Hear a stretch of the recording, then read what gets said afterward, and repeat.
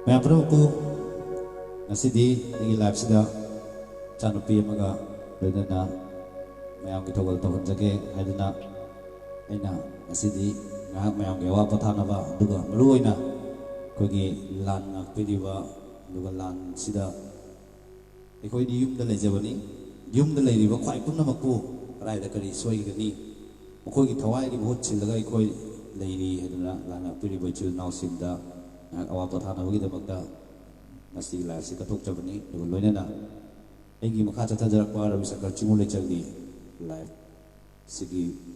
hadi takak amoina haitare aigi episode oina umjarakpa de single loinaba aigi laikai gi chanupi yamba sigi machane nama sei mayam khara mi khara yamaka da maki maramda kopa maki details chingbo jakana gi makha tamak to kedoba mayam da share tawjage tamna hajikidi mayam da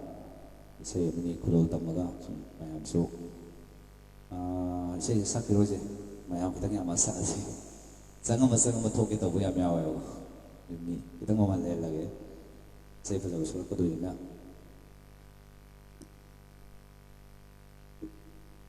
không musu yaw birame thank you angom salai ba pari helo ko không bo yaw birame chalu resma yatan bire thank you aga chari angorse dubu hau kiroi ngak ngai gi si haidi hoi kai no tause sei mani ko kai no ai da sum yeng la ga mi na bo yaw ro mi gi han ho se ju gai ya pote da se ta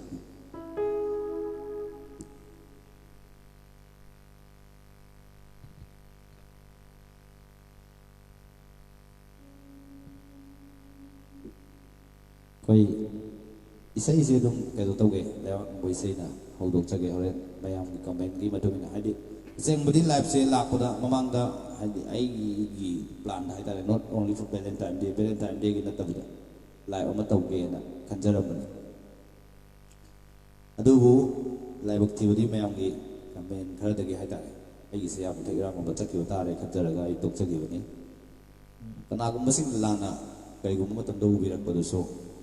yung kanda pung musik kita usu yawi haja ninge bedi artis semuina eje artis semuina koi na ngasi thengnari ba awaba aigi lanai gi oiba khuding makse mayam da loina depend tau jage mayam da loina mak haidi mayam gi mateng khaktana ai hinge haibagi na taba aigi personal oiba awaba nungai taba adagi aigi isagi tangai fadaba kaya ama haitare si sing khumjin jarakanda kedogeda aina aigi hingnabagi lambi ma thirakpa matanda aisu sumaina tawraga mayam ina hak sewa tawba mayam na nungsibidra mateng khara pangbirakpa mayam lei ko singa 1960 gi yam chawba credit ma lei duwa tongan ba aigi live sibu share tabiwa Manipur by blood kaina duwa aigi live sibu hadi thawai yam yawbi ba haitare except April 16 dagi na ngasi bawa thawai yawbi ba ngasi su thawai yawbi ga dawri ba puna makpo ai na thaga ba phangdok chaboga loina na isai su dum tam na hau ai han hau ge angang na hon ba nuai te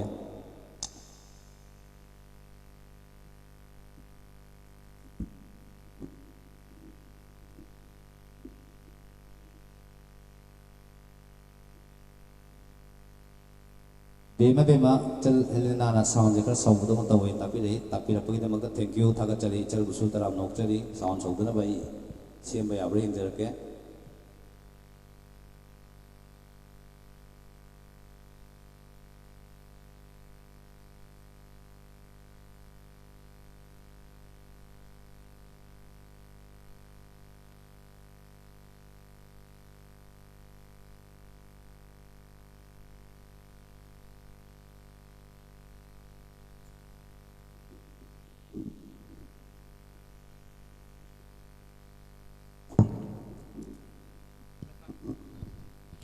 sida aina sida ngangai ba sida saubra saudabra amtang yeng biune chal helena na ngasai khoi gi kano sound sawe na haibi gi bado sida saubra saudabra na amtang yeng biu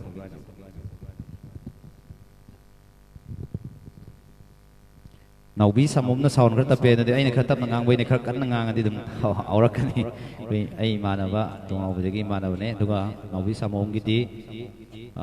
mamau nupi thoe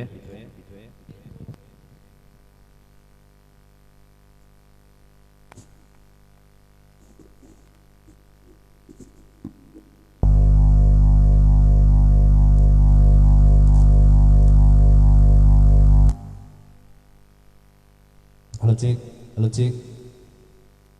halo cek. Solen roletang temna sugunuda langak iba cil nau singi khalaga lebak ko isai amda khongbiro takpire soidana khongjarake isai du su haibiro aina khangbo argadi isai do ai soidana khongjarake isai dum tang haibiro soidana farakani mai bala amna ko ado sauba hojik farabram tang ingbiro sauba faramdong male sauba se tang ingbiro sauba sauribra hojik su sauribra idom tang check tawbiyo sauramdong di mande sidagi ngagadi sauni sidagi ngagadi soidana saunen khalle maram disi microphone je ai je leitaba hai tare mixer leitabina chalak tawraga tawbune salak tawraga panba duna sima kita ngakpiro thongak sin tawnarasi hedina thamjage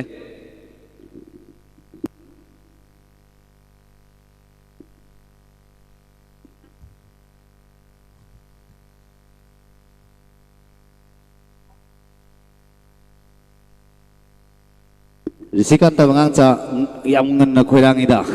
naiko lebak kitang ning gisi mi kitang ning roise meaning mase kitang tam tause lebak nang baise hana hause risikanta khoirang risikanta habni ka hoji kido risikanta isai soidana di khongjage adu lebak nang baise manitang hana hong gise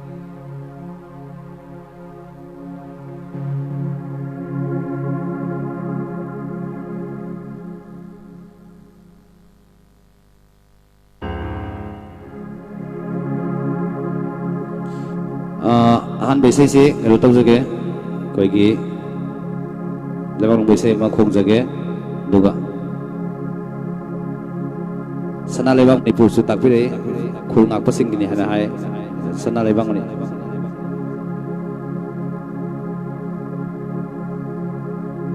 sana lebang manipur ma di oren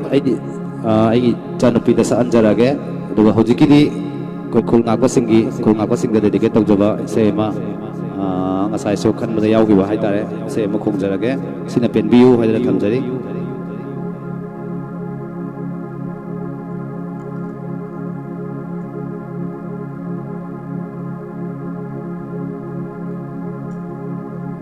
you.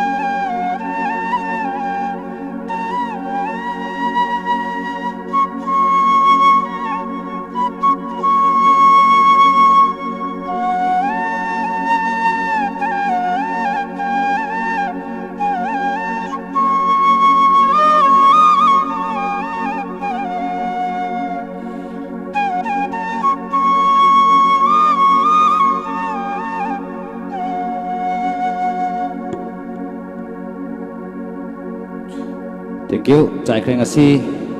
sina hodok chara matungda sei tang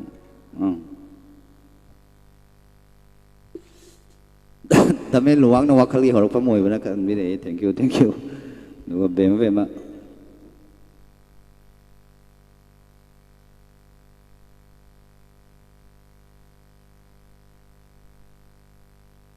Chal Helena ki sai se. Chal bema bema ki sai se. Sai se ma ngakpi ro kita.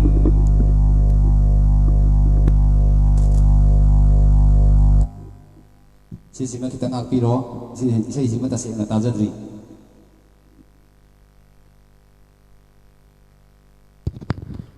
Asang ba phige na laiting bi hai je kaisai no ai khang de sima ngakpiro. Bema na hai bi isai jai gyan ta dre palem.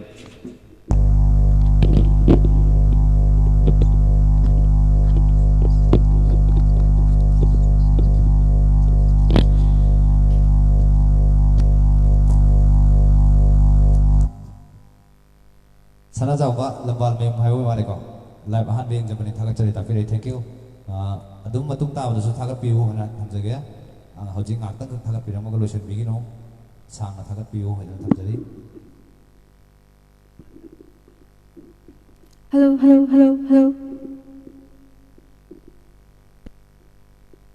amdu laitra daba tamsida nga awa potha ba bibi bagi damak na ta pirak pani thank you wang se mai dagi awang semai se hojik kun ngapi ribra kun ngapi ribo orang dong mari soidana ibu kun ngapi boy biragati soidana baki taning ba di sei kodol tambang amra yung jage biro dong sei biro koiso koi gisi su irang moina tau jawana chade kana gumba sing na irang lomda puthokpi ba wakal da kai mukan da pungning ya bandung sige taw su yawe artistic har su emotional wa gali duna kana gumba sing na irang lomda puthokpi dana ba hajare paseng bugiti Masih Ravi Shankar gi inawagi labi ti jabani dua wit mayam ngatang awa pothana ba lan na kogi lan nongale lan namitare lan chakchare lan simthae lan ngatang ngai kan sida koina tamai tor ngatang tor su phaba ngamba di yumda leijaraga artist sing sin lan di yawu ngamjada ba haitare ai gumba kudam moina ko de ji chan pi sin kamai chal lan yaw ni mayam no mai ka po yaw ni ko de maina koi lan yawu di ngamjada ba isada sei nongmai amang ngangbagi idea di lejaba sing sei nongmai khomba haijariba sing sing ngak tang tor su mayam ge wa puthan ba ngamjabra ha ni yengjabada kana gumba sing na yam lan na comment pibirak po yawe ai horen mayam yama kan da mi maming su lauk thoksarak ke ai karam video da kari comment pibirak ke ha do gumba khatang kai keno tong na da do dirak te ai bunung sibiba kaya ama leiri na khalaga asi soi live luxury sei kudol tam jage mayam chan pis na sorbe aur basama piu ha tham jari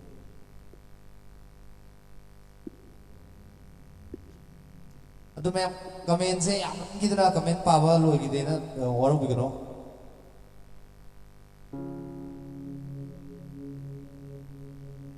oh problem na mo nung CV ko yung mapuk fabi pero mati se do tatri ay udi kang igi mahau film gi se lelagi pero mana ngam daga na ore ay ni helicopter para sak pai do Bisorjit ki sai ja anak kudol tamjarake mayam gi su mutang kudol tamjarake sai se ko sorjit ki sai ja anak pali so na sakse ai gadam kabok sama ngara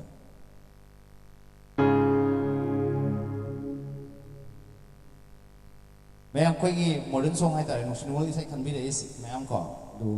kana guma sing na lan na pu gidra hai na yam na nungai jada ba fawi do live yang video mayam na sa ju ka su kai de ai ga di kudol tam do hon jage to yari ngi de lebak na sai na ma pu mo ta usi na tham jage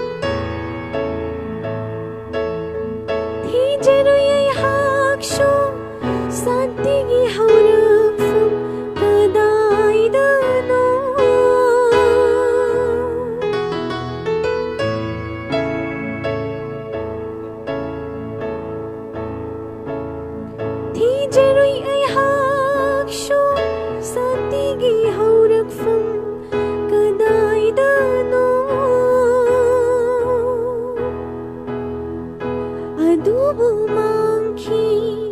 ꯑꯗꯨꯃꯛ ꯑꯃꯝꯕ ꯃꯩꯈꯨꯂꯛꯇ ꯃꯍꯥꯛꯇꯤ ꯄꯨꯟꯁꯤꯁꯤꯅ ꯑꯍꯥꯟꯕ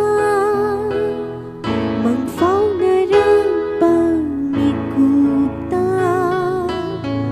ꯉꯥꯏꯗꯨꯅ ꯂꯩꯔꯝꯃꯤ ꯁꯥꯟꯇꯤꯒꯤ ꯌꯦꯛꯅꯕ kaya kaya malimsida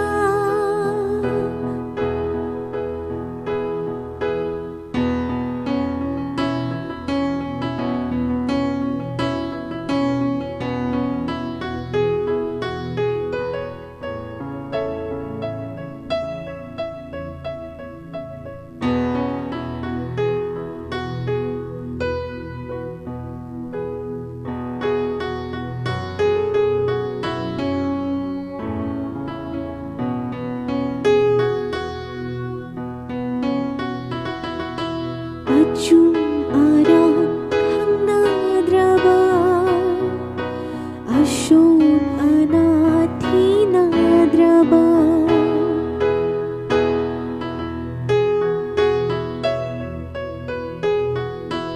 Achum aram khangnadraba ashon anathinadraba Ngasigi malimsida Hingliba punsisay karigina magtano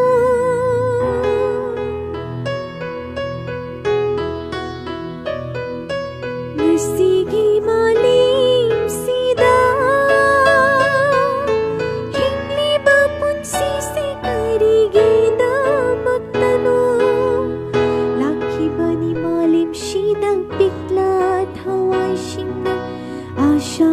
kaya puduna Nung madisyo'y dana Sa tigilay ko'y oy halanikan Laki dari ngasidi Kiklang kidri santi Kikiri syulay ko'y sida Punsisina ahamba Mangfaunaragba mikupta Ngaydunang layrami Shanti gitnaba Kaya kaya malimsida Taga Jerry แม่ไม่ใช่กระไม้ตัวบีไงเคยว่าจะหมดปีนั้นสิ thank you ใช่ปะสิฉันก็เลยตั้งทีมเลยดีฮันเตอร์ทางเจ้าอ่างอมสไลมาปารีเป็นจิตเลยตั้งทีมกันสิบอย่างใครก็กำลังจะปัดทุกที่ตัวแม่วารุกิลุกสิดีแม่นักพิวโอ้ยมาเส้นตะก่อนกับไม่ใช่จะพลาดที่ไหนก็สิวารุนรอยเสียงอมสไลมาปารีดีใช่พลาดตัวไปสิวไฟแก้มเลยเดียวสิดีแก้มไฟเดียวพูดรู้อย่างพอดีสิ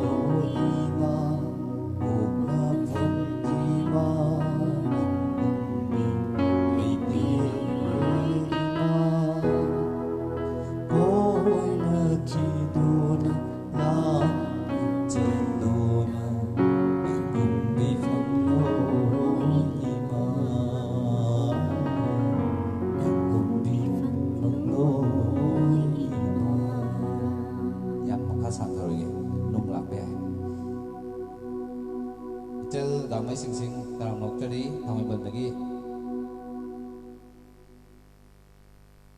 เกสสาหิตมาคุตานายังพอดีtapi dari thank you โดยแม่เสีย share tak tawbiyo mayam yengiribasingna aduga makada yauriba haidi hapjariba YouTube ingasintanga mayamna subscribe tawsinbiramu haidana thamjage aduga koi dum mathang haitare ko mayam gi sumaina hege seba marak marakta tawbo ngamba hojage mayam gi seba tawbo ngamnabagi damakta haitare mayam sudum sibiduna share di like subscribe tawbiramu hai channel du sum tang subscribe tawsinbiramu haidana thamjage ko Nauramanda da kalak bisay tum tahay piro ko singam Ramanda gi layar baso sa sakani layar bas di koi layar Saya ada saksi Wami suri ni taujang gi say udol tam jage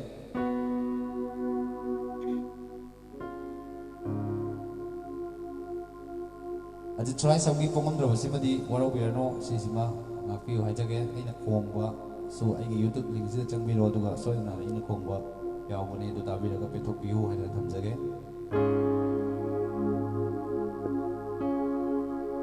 Hello, hello, hello, hello, hello, hello, hello, hello, hello, hello, hello, hello, hello, hello, hello, hello.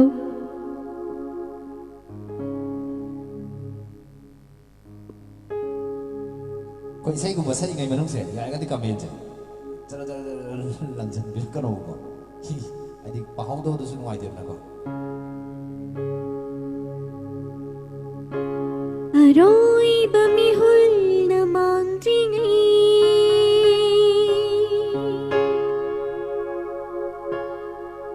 halak tu na yin jage Aroi bami kupsu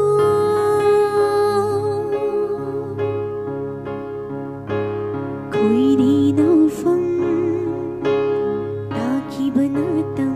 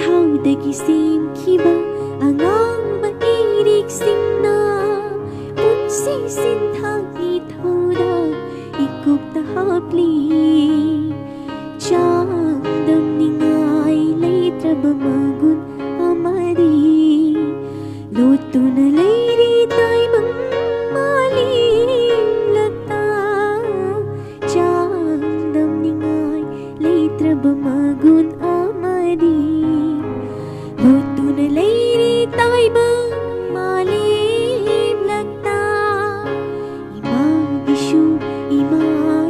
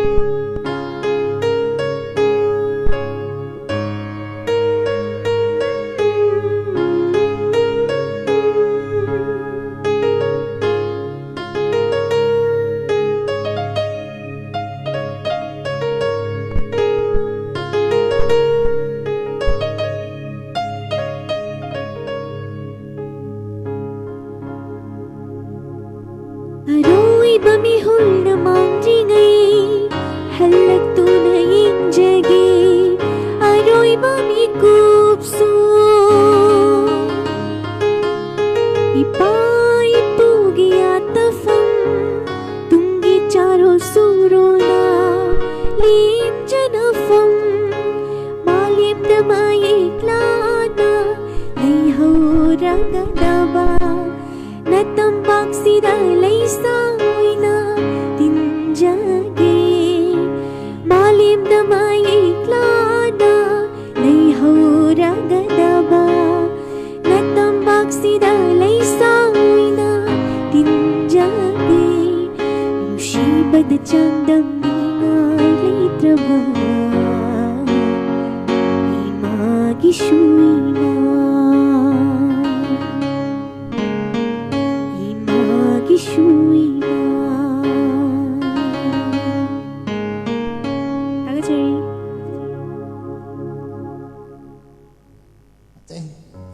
Saking mo rin luar. Sing gua nanti pas saya koki saya kasih. Una nam nara. Du ngak ngai ko. Ai di sum ba se ko yam kana ngai barom da chat khidra me am na na ai hai doni ka sai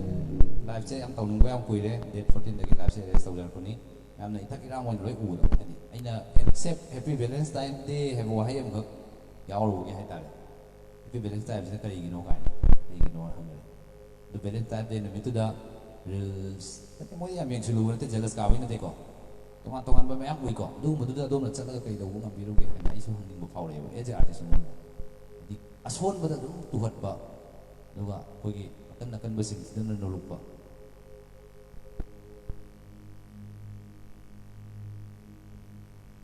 ai gi se sukta ta bra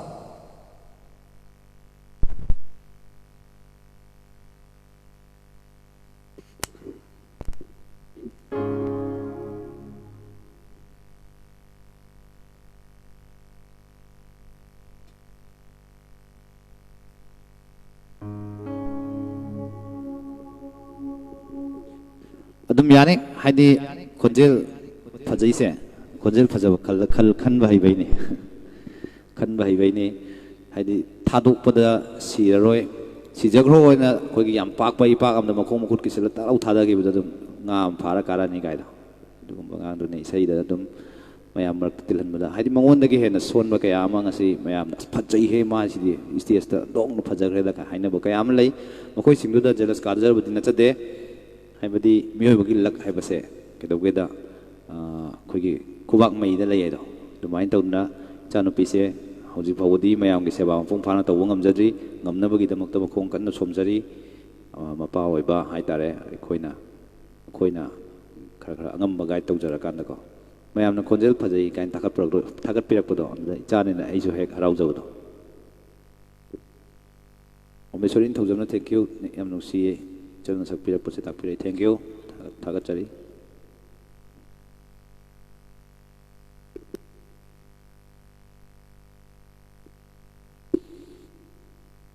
ꯅꯍꯥꯟꯒꯩꯁꯨ ꯌꯥꯝ ꯈꯟꯕꯅꯦꯕꯀꯣ ꯁꯤꯒꯤ ꯏꯃꯥꯁꯦ ꯑꯩꯗꯤ ꯍꯩꯇꯕ ꯑꯍꯩꯕꯗ ꯁꯛꯍꯜꯂꯛꯀꯦ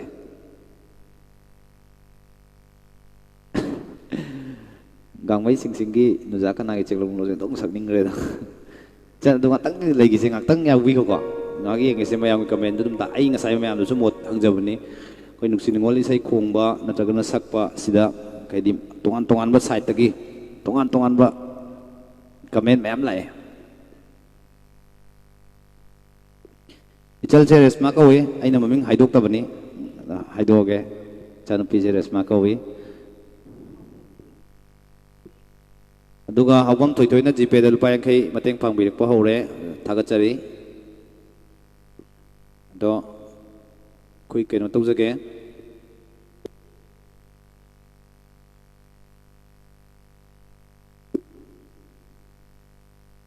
ꯑꯗꯣ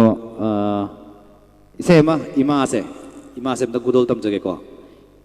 ꯏꯃꯥ ꯈꯨꯗꯣꯜ ꯇꯝꯖꯒꯦ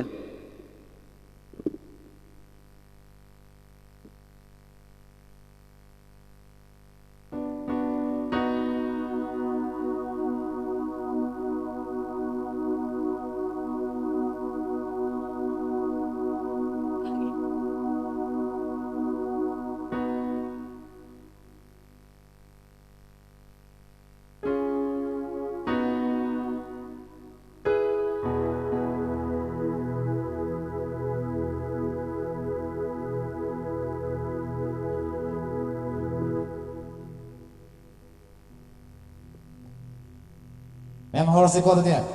Ma'am horse. Manbra. Malaka.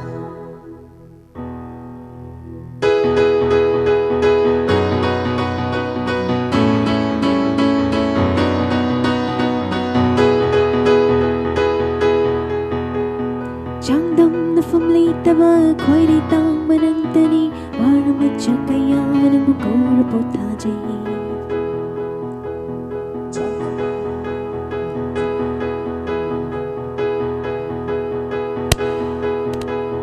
Changdam na famlitaba khoi ri tang manantani waramacha kaya nang mukor potaje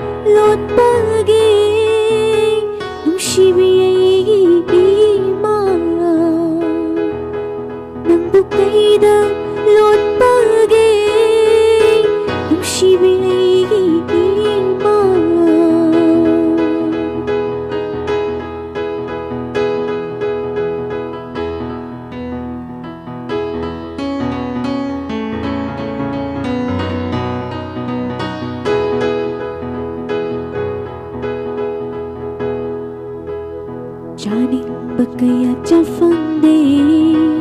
Setning basu sepavunde Janing bagaya jafande Setning basu sepavunde Aigi mapoksyam balay ng gamit sumurano Aigi mapoksyam balay ng gamit sumurano Aigi punsi marabasing Aigi marabasi mangkaro loy karo na na na na na na ima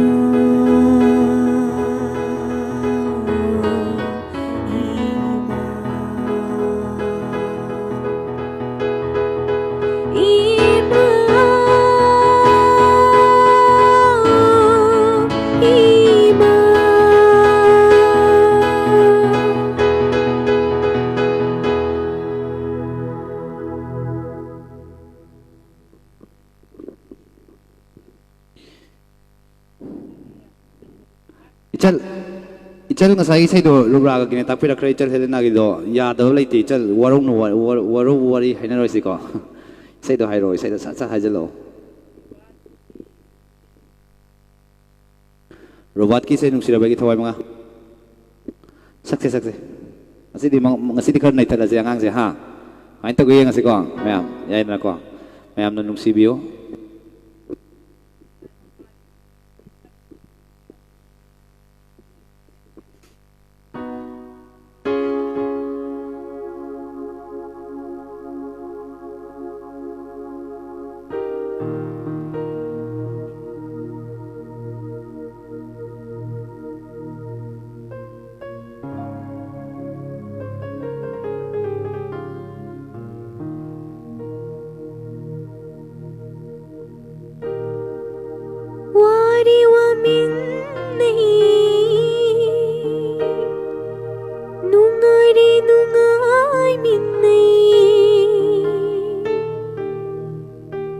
Asyukuina tinarapanangga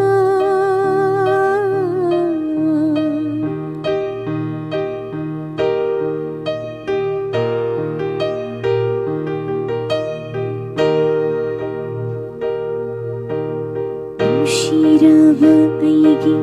thawai manga kaidongai kainani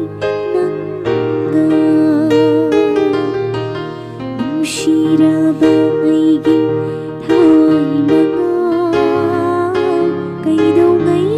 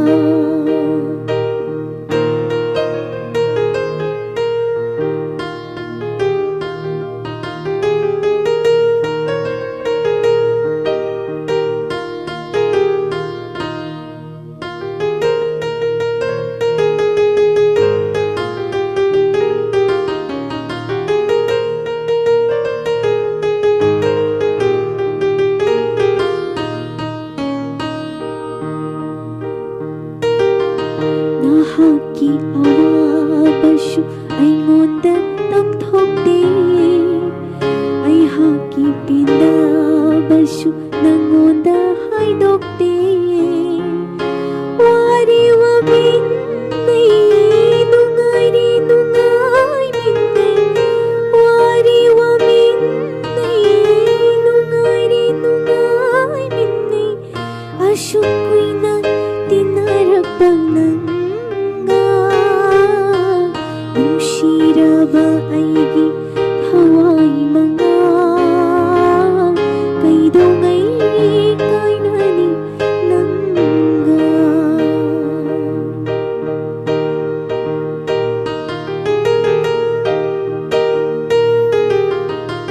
ꯍꯦ ꯊꯋꯥꯏ ꯅꯨꯡꯁꯤꯔꯕ ꯊꯋꯥꯏ ꯅꯪꯅ ꯍꯛꯆꯥꯡ ꯄꯣꯂꯥꯡ ꯑꯩꯕꯨ ꯊꯥꯗꯣꯛꯇꯨꯅ ꯆꯠꯈꯤꯅꯨ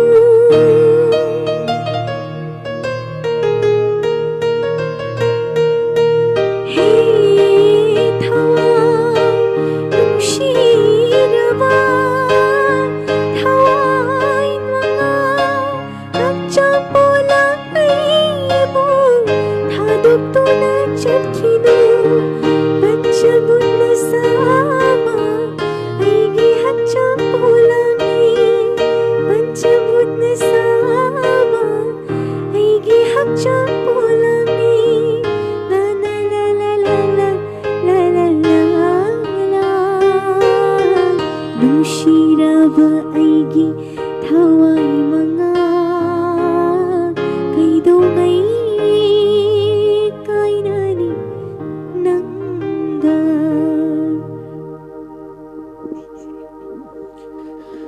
May angang wani.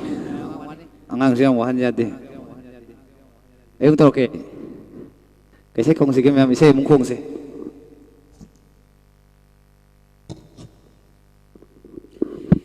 Jal bema Helena nga amaroy. Jal nga amaroy ito ma. Ay kung ke. Say do sakpadi nga moy. Sakpadi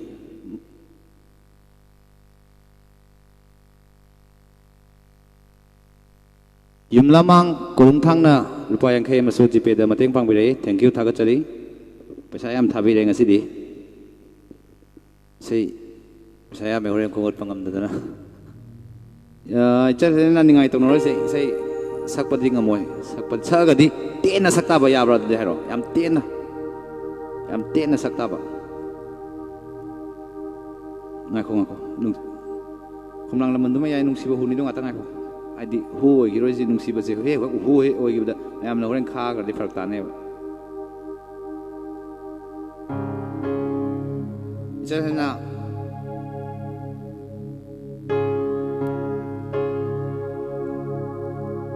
hello check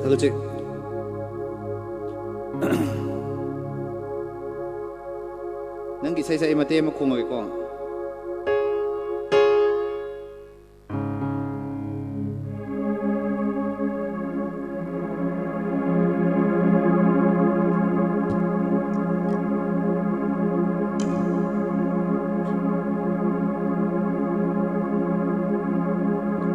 Puthan boy na mayam say chal bema Helena gi say kong jage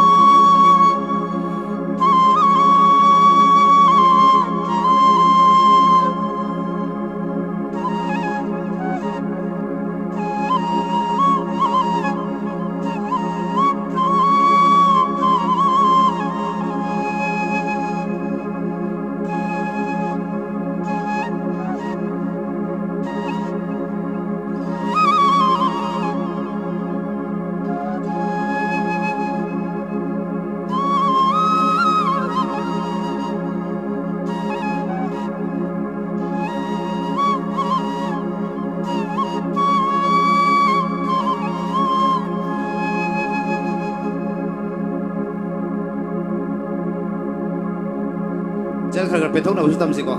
pe thok na se khara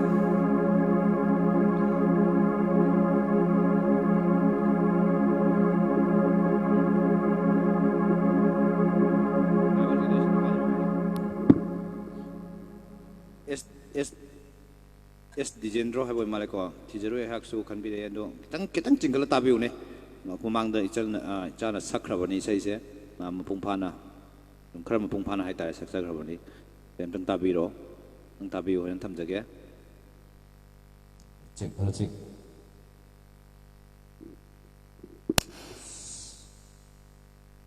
ha ha abok sibi ꯑꯩꯒꯤ ꯗꯦꯕꯣꯛꯅ ꯊꯋꯥꯏꯅꯤ ꯏꯁꯩꯗꯣ ꯑꯝꯇꯪ ꯇꯥꯖꯔꯛꯈꯤꯒꯦ ꯍꯥꯏꯇꯥꯔꯦ ꯁꯨꯃꯥꯏꯅ ꯍꯥꯏꯖꯒꯦ ꯏꯁꯩꯗꯨ ꯇꯁꯦꯡꯅ ꯀꯥꯎꯔꯦ ꯑꯩꯁꯨ ꯀꯨꯏꯔꯦ ꯀꯥꯎꯈꯤꯕ ꯑꯃꯁꯨ ꯉꯥꯛꯄꯅꯤ ꯐꯤꯂꯝꯒꯤꯅꯤ ꯏꯁꯩꯗꯣ ꯌꯥꯝ ꯀꯨꯏꯔꯦ ꯇꯥꯈꯤꯗꯕ ꯌꯥꯝ ꯀꯨꯏꯔꯕꯅꯤꯅ ꯏꯁꯩꯗꯣ ꯈꯤꯇꯪ ꯀꯟꯐ꯭ꯌꯨꯁ ꯑꯣꯏꯔꯦ ꯁꯛꯄꯗ ꯅꯨꯡꯉꯥꯏꯔꯔꯣꯏ ꯑꯗꯨꯗꯨ ꯃꯇꯪꯗꯤ ꯉꯥꯛꯄꯤꯌꯨ ꯍꯥꯏꯗꯅ ꯊꯝꯖꯒꯦ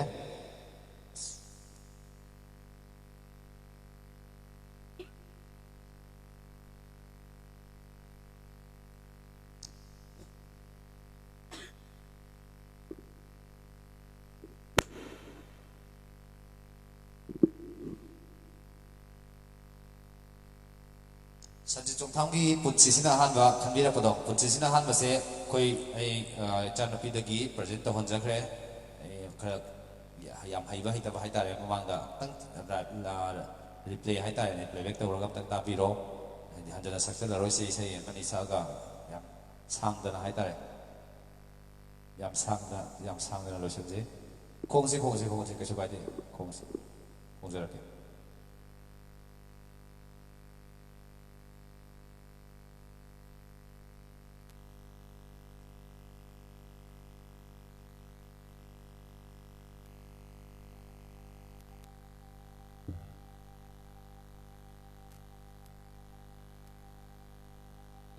Ajit Surai samgito tapi ro kari sai no chalal lage Ajit Surai dong ngejo chalal lanjar lage soida Saige nangi na pau do ate yong khong jagi ko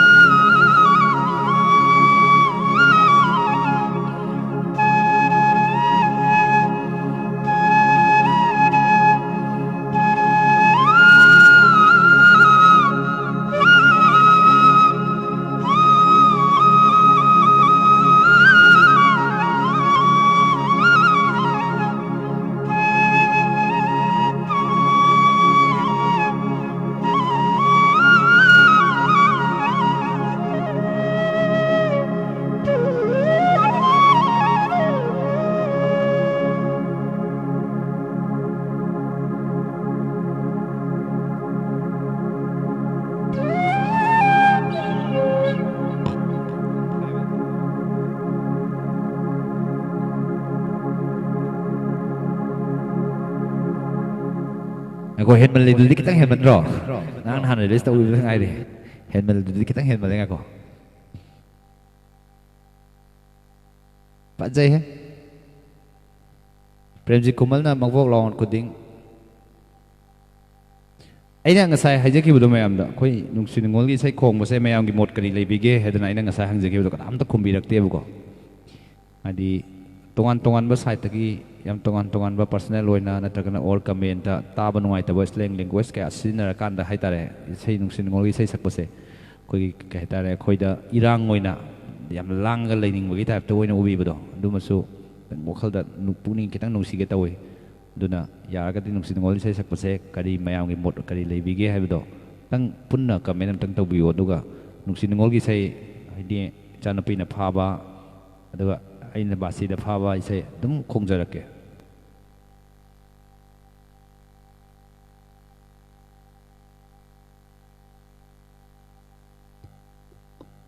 mangang gi sai singa ko sinasu phadre baba rahul program longi to khoirangi puning se do ing ji haijabado nusinmo gi sai se sakpa je kitang wakal je kitang keno tawe yai kasu kai de jing de inge lai sale lore do bangkim maibam ko laira basimadi ai live ta sukai soidana aina khonga adamne dum soidana losilakpada sidi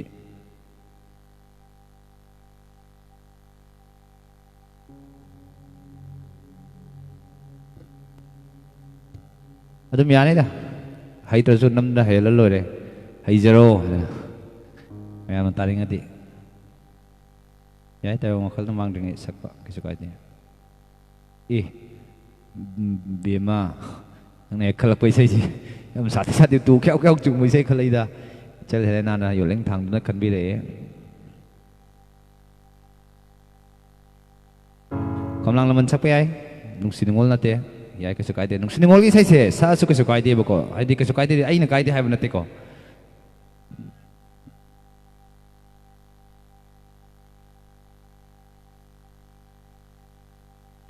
Risikanta aigi khoirangi puningse amna khongse khongba hawrage khoirangi puningse de hawrage ko yam sawrase khoirangi puningse de hawrase mate ma khongba hawrage khoirangi puningse de ko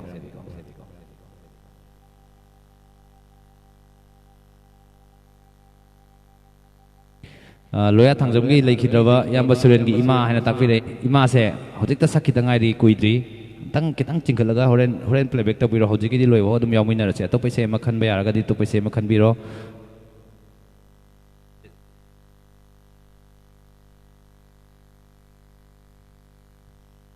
ajit surai samgi ajit soro khai bam bra ajit surai samai bako ajit surai samgi id kai di haina khalli nungsiba leibagi awaba leibani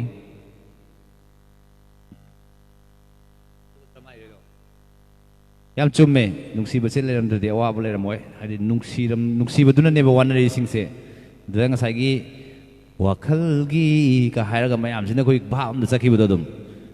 hadi romance sangau leire ka haibada ithak irang da noina somda lan kallingai noina si live tawdan lang leire ka hai gumba aina haijening budi adomna kana gumba na thabak tawram tawkiba any region da madugi merit in the merit yam kupna naina view percentage kana ne hena wange haibadu su naina view kupna aduga tawriba motive to kari motive to tawrino haibadu su mun naina view ai gisi su naina view kana gumba singa tawraga su naina view aduga merit in the merit to demerit to kaktang khoina naina ra kanda public place amada koi comment gumba kai gumba thamba se kitang khandhana view maitai gi hongna bi amana kitang kakhat khadi lamba phanghudra su saino or su kanthada ya de habe wakhal duri thadok na se hadi kana gumba sing imarakta khoi su ai taseng adum hajai duni mamangi date 14 da live tawna hona jaram bane adubu kana gumba khoi ani hungi comment khara na wakhal de amna down chat khiduna live taw bungam jakhide dubu mayamna thawna hapiraga di soiduna ai hona jage haduna thamjari okay khoi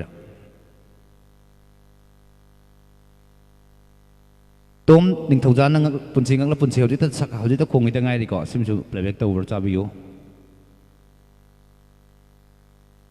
ngangom dana chandra luang chana pari mom samu pangan ba hoi saksi nung tombam inau sai khai ka si su hek hork pada khongja khare dumaga playback ta biyo Satrajit Rajkumar na kaisu kaide bro siding hak pothana ba tawjabani nungsiningol haiba leite aige wakal da thank you adong gumang akta oiraga di koisu thawna leina hoji khongba horani dai sakpa su ngale ga horpa ya ngale ga si yam di sang tharoi se theng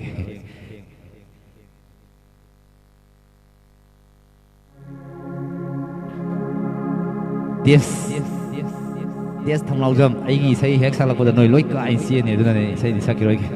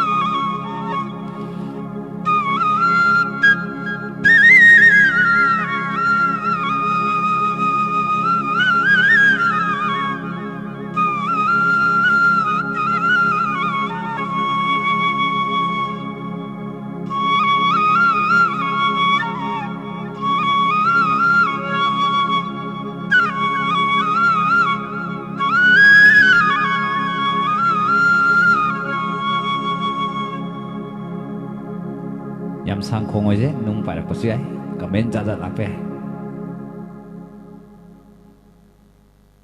panjai he mathang da kulol tam jage tap angang kare ba mangang na tap ta ge kaka ge sai sak yam lui kaka ge sai je koi gum ba na ta long na lak pa ya ba ting wi ti oi de na kaka ge sai je khong ba ma di sak pa yam lui nduna koi gum ba na sak pa ngam ba tik oi de nam tham jage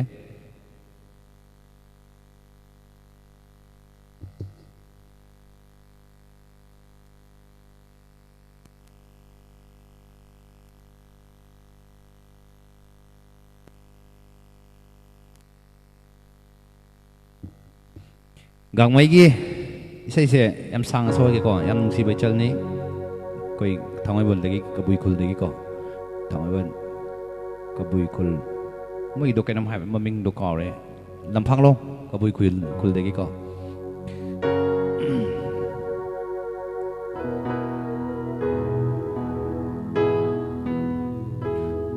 cô lôi magi pau hang ho de aina nung siruba na halore khoi mit chi mit yeng lang da khoi mit chi mit yeng lang da yaro saji oi ru re nu jakanagi cheng lâu no pai ma puk ning nung ole singil kanagi leinam no pai ma puk ning khoi da re yam sang so je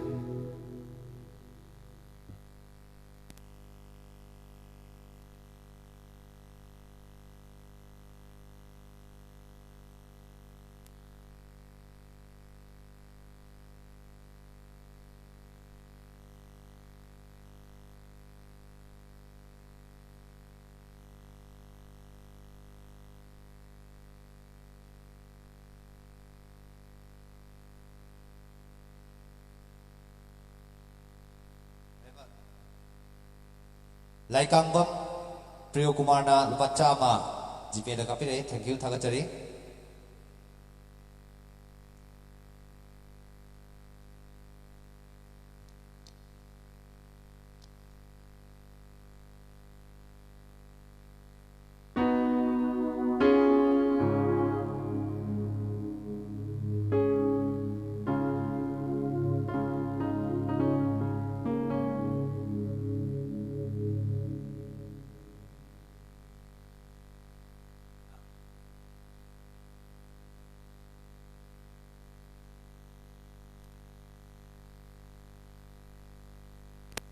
Citrajit Raskumar na sister di kaung ngani mati em tor so sakpi o hemali do takpire do ꯆꯇ꯭ꯔꯖꯤꯠꯅꯀꯣ ꯑꯗꯣ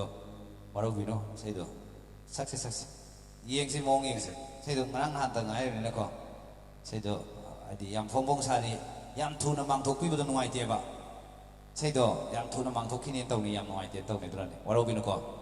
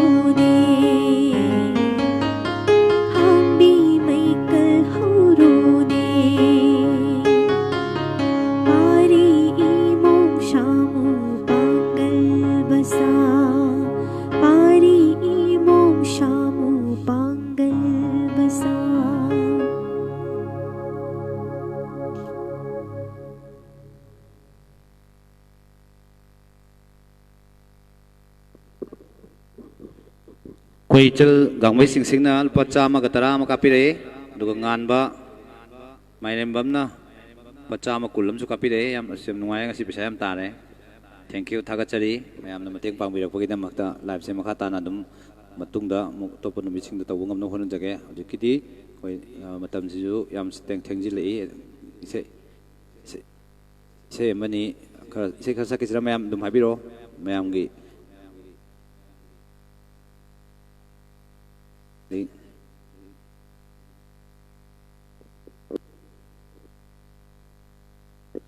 masih unari baik kau saya itu mesti kena tahu ke,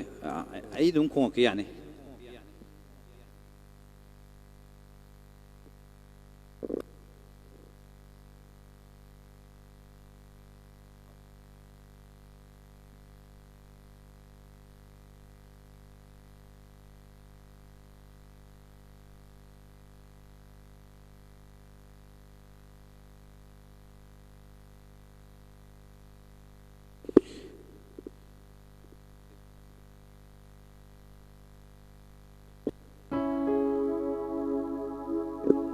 Ya.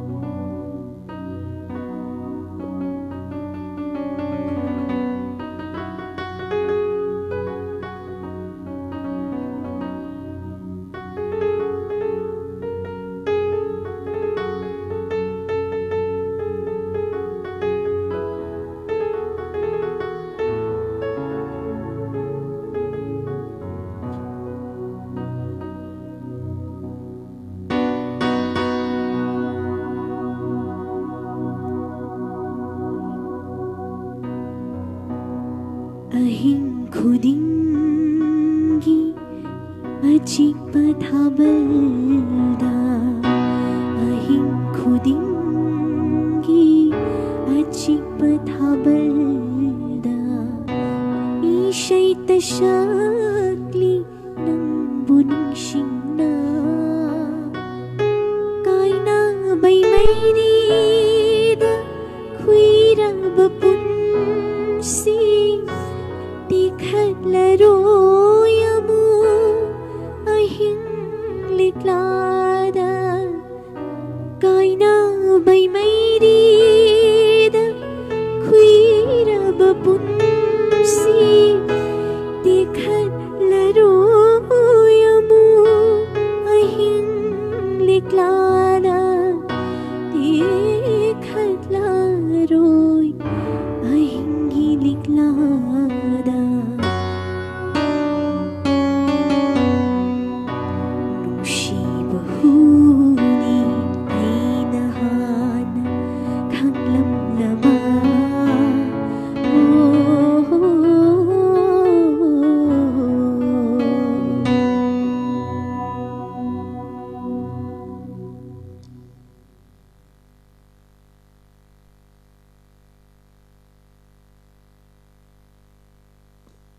Mayang comment pa ba nang hugdo yaw waro binu ko comment pa rakte na khara waro no yaw no male comment pa ba pa jagi do thoi na pa ro gi na pa gi na te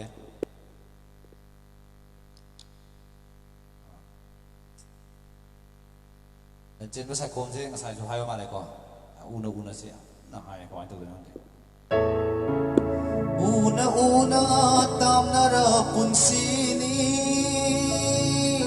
sakhang na daba lamlan ba amagum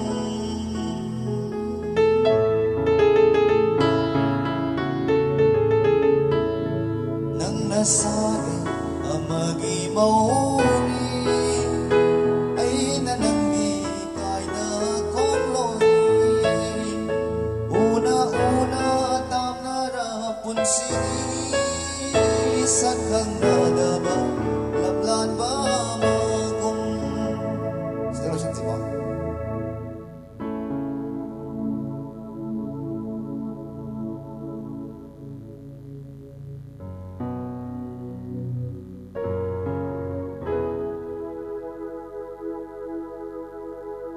Migi oy indira so yor male indira nang di migi oy kare ga si khala yi sai je ta ki sai ne ji khala rai je indira nang di migi oy kare ai di nang gi sum oy hore indira sino san sage atopam alpana hai che koi chal helena adine lupa chom kapi rai thank you thagat chari chal se to matam puna makta ai gi mateng dum toina pang na dagi hojiki pamuba khundong hairok tagi nungsiba huni am kana khalambane lupa chamaga chamtra mathoi kapi rai mathoi elai se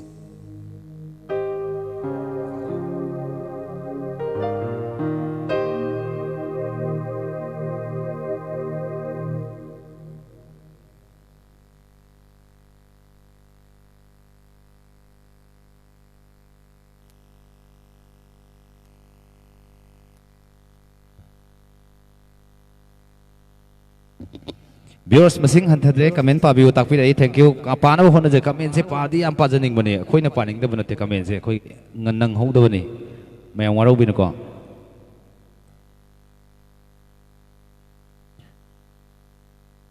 Satrajit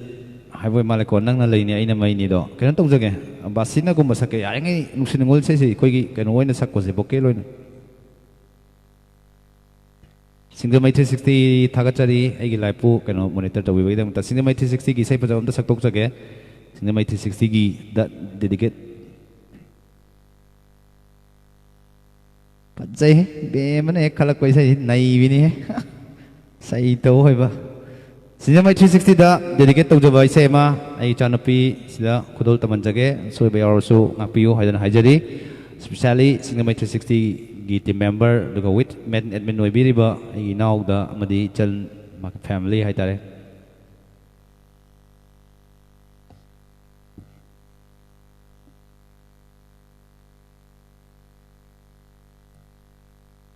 instrument khꯛꯇꯒꯤ ꯑꯣꯏꯕ ꯏꯁꯩ ꯈꯛꯇꯪ ꯇꯧꯕꯤꯌꯨꯕ ꯇꯥꯛꯄꯤꯔꯛꯏ ꯇꯣꯟꯅ ꯑꯗꯨ tone ꯂꯥꯏꯐꯝ ꯑꯗꯨ ꯍꯣꯏ ꯍꯣꯏ ꯇꯧꯖꯒꯦ ꯁꯣꯏꯗꯅ ꯇꯧꯖꯒꯦ ꯑꯗꯨꯒ ꯏꯁꯩꯁꯨ ꯃꯔꯛ ꯃꯔꯛꯇ ꯌꯥꯟꯁꯤꯀꯣ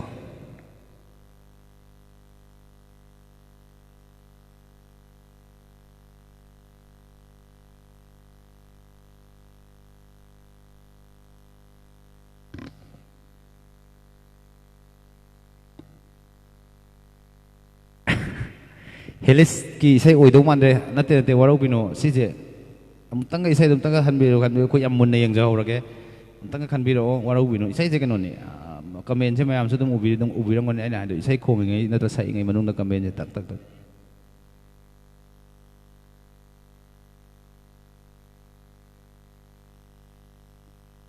ꯀꯅꯥꯅꯣ ꯂꯣꯏꯔꯦ ꯂꯣꯏꯔꯦ ꯕꯤ ꯌꯨ ꯖꯦꯠ ꯖꯦꯠ ꯏꯁꯩ 90ꯃꯨꯛ ꯈꯟꯕꯕꯨ ꯑꯃꯨꯛꯇ ꯁꯛꯄꯤꯔꯛꯇꯦ ꯇꯥꯛꯄꯤꯔꯛꯑꯦ ꯋꯥꯔꯧꯕꯤꯅꯣ ꯁꯤꯁꯦ ꯑꯩ ꯉꯁꯥꯏ ꯍꯥꯏꯖꯕꯗꯣ ꯀꯃꯦꯟꯁꯦ ꯄꯥꯕꯁꯦ ꯍꯥꯏꯗꯤ ꯑꯩꯒꯤꯁꯨ ꯋꯤꯛ ꯑꯣꯏꯕ ꯑꯦꯔꯤꯌꯥ ꯈꯔ ꯂꯩꯖꯩ ꯑꯗꯨꯗꯨꯅ ꯀꯃꯦꯟꯁꯦ ꯑꯩꯅ ꯀꯩꯅꯣ ꯇꯧꯕ ꯉꯝꯖꯗꯕ ꯀꯃꯦꯟ ꯂꯣꯏ ꯄꯥꯕ ꯉꯝꯖꯗꯕꯗꯣ ꯋꯥꯔꯧꯕꯤꯅꯣ ꯃꯌꯥꯝꯁꯨ ꯌꯦꯡꯕꯤꯌꯨ ꯍꯧꯖꯤꯛ ꯀꯃꯦꯟ ꯀꯌꯥꯅꯣ ꯂꯩꯔꯤꯁꯦ ꯑꯗꯣ ꯁꯤ ꯀꯃꯦꯟꯁꯤꯡꯁꯦ ꯂꯣꯏ ꯄꯥꯊꯣꯛꯄ ꯉꯝꯖꯈꯤꯗꯦ ꯇꯟꯖꯥ ꯆꯥꯔꯨꯕ ꯀꯃꯦꯟꯁꯤꯡꯗꯨꯅꯤ ꯄꯥꯔꯤꯁꯦ ꯁꯤꯁꯦ ꯑꯀꯛꯅꯅ ꯁꯤꯒꯤ ꯀꯃꯦꯟꯁꯦ ꯄꯥꯒꯦ ꯁꯤ ꯀꯃꯦꯟꯁꯦ ꯄꯥꯔꯣꯏꯒꯦ ꯍꯥꯏꯗꯅ ꯑꯩꯈꯣꯏꯅ ꯊꯑꯣꯏꯅ ꯇꯧꯖꯕ ꯅꯠꯆꯗꯦ ꯁꯤꯒꯤꯗꯃꯛꯇ ꯄꯨꯛꯆꯦꯜ ꯆꯥꯎꯅ ꯉꯥꯛꯄꯤꯌꯨ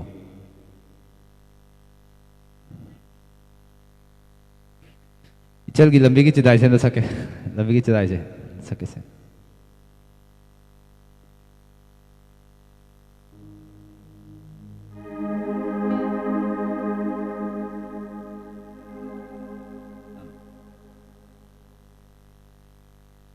ꯃꯩꯇꯩ ꯉꯝꯕ ꯖꯣꯟꯁꯟꯒꯤ ꯐꯔꯦ ꯐꯔꯦ ꯌꯥꯝꯕ ꯎꯕꯤꯗ꯭ꯔꯕ ꯃꯥꯜꯂꯦ ꯇꯥꯛꯄꯤꯔꯛꯏ ꯊꯦꯡꯛ ꯌꯨ ꯅꯠꯇꯦ ꯑꯩꯒꯤ ꯋꯥꯔꯧꯕꯤꯕ ꯇꯧꯕꯤꯒꯅꯨꯀꯣ ꯀꯃꯦꯟꯁꯦ ꯂꯣꯏꯅ ꯄꯥꯊꯣꯛꯄ ꯉꯝꯗꯦ ꯇꯁꯦꯡꯅ ꯍꯥ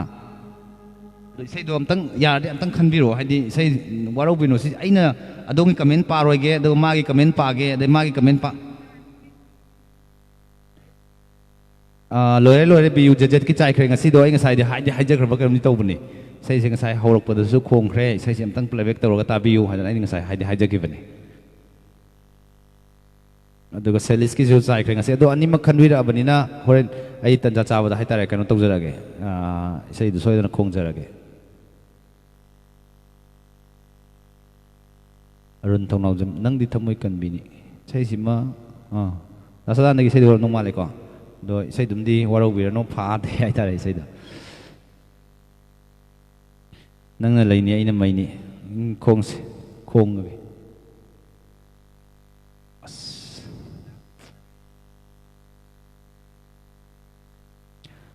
ꯑꯃꯤꯠ ꯅꯥꯎꯁꯦꯛꯄꯝꯒꯤ ꯁꯔꯠꯆꯟꯗ꯭ꯔꯒꯤ ꯊꯃꯣꯏ ꯄꯥꯜꯂꯤ ꯈꯟꯅꯁꯦ ꯀꯩꯅꯣ ꯇꯧꯋꯦ ꯏꯟꯁꯇ꯭ꯔꯨꯃꯦꯟ ꯑꯣꯏꯅ ꯇꯥꯁꯤꯔꯥ ꯏꯟꯁꯇ꯭ꯔꯨꯃꯦꯟ ꯑꯣꯏꯅ ꯇꯥꯁꯤꯀꯣ ꯈꯣꯡꯒꯦ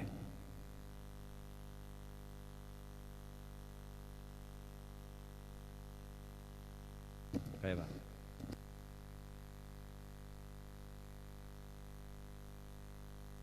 ꯑꯣ ꯇꯥꯏꯕꯪ ꯋꯥꯈꯜꯅ ꯃꯥꯡꯗ꯭ꯔꯤꯉꯩ ꯃꯩꯇꯩ ꯉꯝꯕꯒꯤ ꯁꯣꯏꯗꯅ ꯁꯛꯆꯔꯛꯀꯦ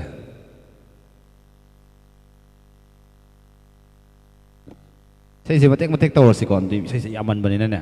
ꯍꯥꯏꯗꯤ ꯃꯇꯝꯁꯦ ꯄꯨꯡ ꯑꯃ ꯃꯌꯥ ꯐꯥꯖꯤꯜꯂꯛꯑꯦ ꯄꯨꯡ ꯑꯃ ꯍꯦꯟꯖꯜꯂꯛꯑꯦ ꯑꯩꯒꯤꯁꯦ ꯁꯣꯏꯔ ꯃꯥꯜꯂꯦ ꯄꯨꯡ ꯑꯃ ꯅꯠꯇꯦ ꯄꯨꯡ ꯑꯃ ꯍꯦꯟꯖꯜꯂꯛꯑꯦ ꯏꯁꯩꯁꯦ ꯑꯗꯣ ꯃꯇꯦꯛ ꯃꯇꯦꯛ ꯈꯨꯗꯣꯜ ꯇꯝꯖꯒꯦꯀꯣ ꯃꯌꯥꯝ ꯋꯥꯔꯧꯕꯤꯅꯣ ꯑꯗꯒꯤ ꯍꯧꯖꯤꯛꯀꯤ ꯏꯆꯜ ꯍꯦꯂꯦꯅꯥꯗꯒꯤ ꯍꯧꯖꯔꯛꯑꯒꯦ ꯏꯁꯩꯁꯦ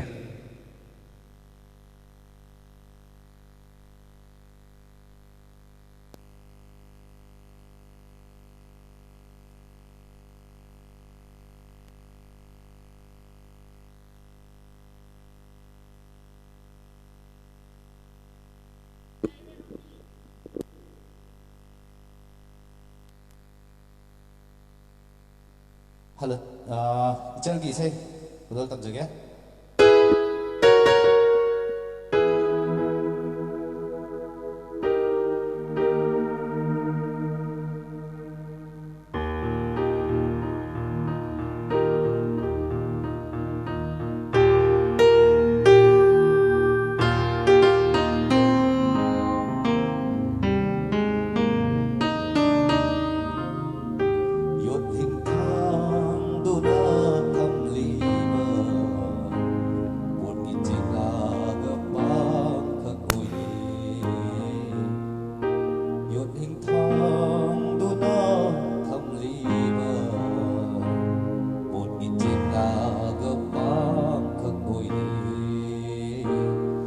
Ikai ikigipal amana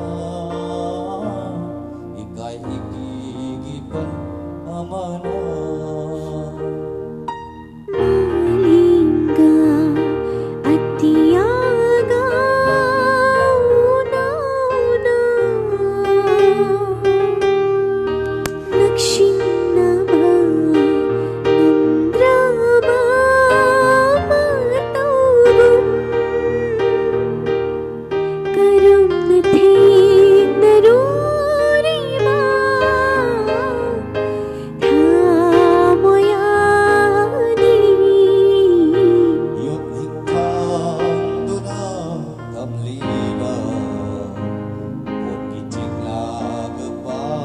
kakoyli Kung kitinglag pa kakoyli Diyan sila pinview ko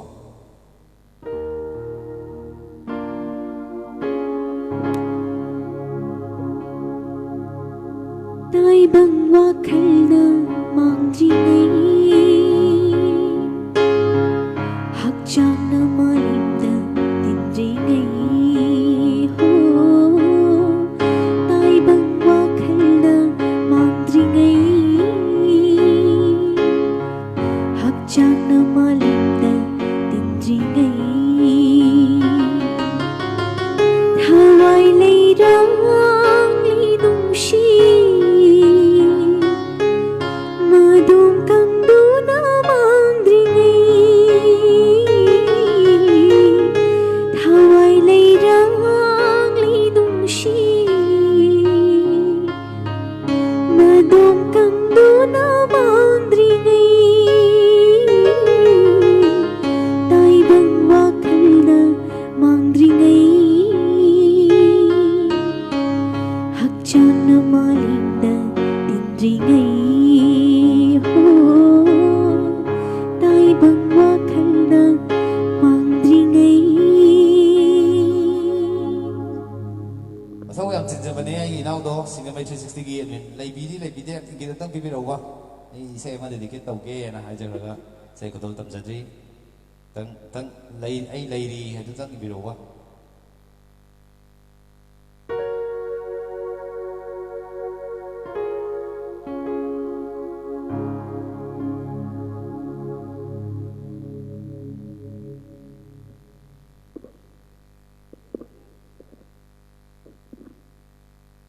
Amit nasefam na chalgi main kari kauge concert yamna fajai singer Pusparani haibra ko khang bukhang ye singer Pusparani ga makhon mane ga hala amoy mana haninga ko da koi di mayam nuksi bibagi ni dasidi fajaba amasung taningba aduga pamjaba khuding makse nuksi budagi ni nungbu nuksi biraba tabu tabi budu pungning changna nuksi budu thabiraba fajabagi fajaba dum olakani taning bagi taning busu dum olakani nungbu nuksi draba dum taning dre Pusparani mala hai ngai Pusparani se the house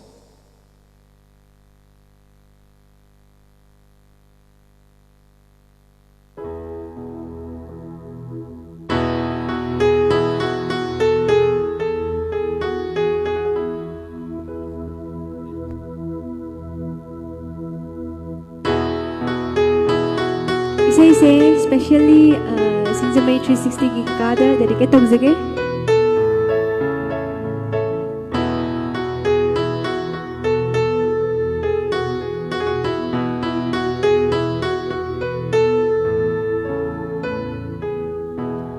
Wakhalgi haurak fam oi bana numat tasu kaudra bana hapu ay nakaram na ningshinggani changing tawgi Helladuna imit hasti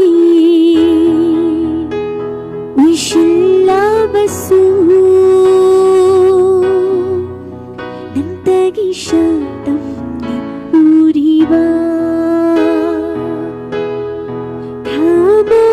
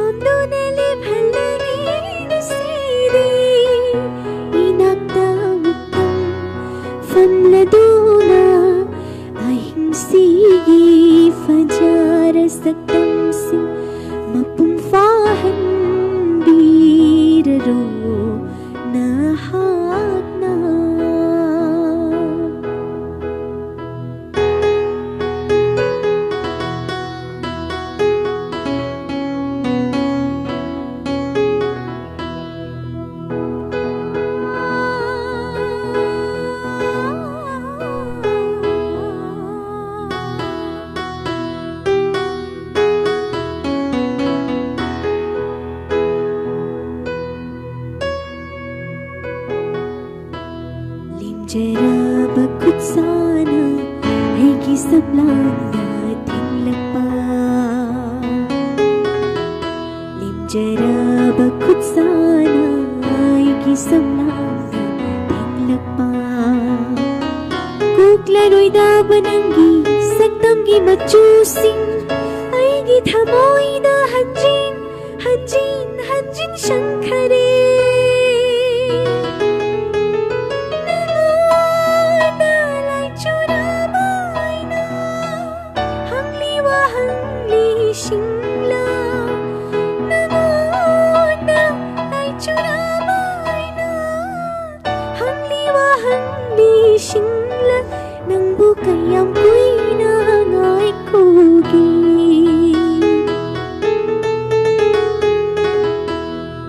ꯅꯪꯕꯨ ꯀꯌꯥꯝ ꯀꯨꯏꯅ ꯉꯥꯏꯈꯣꯒꯦ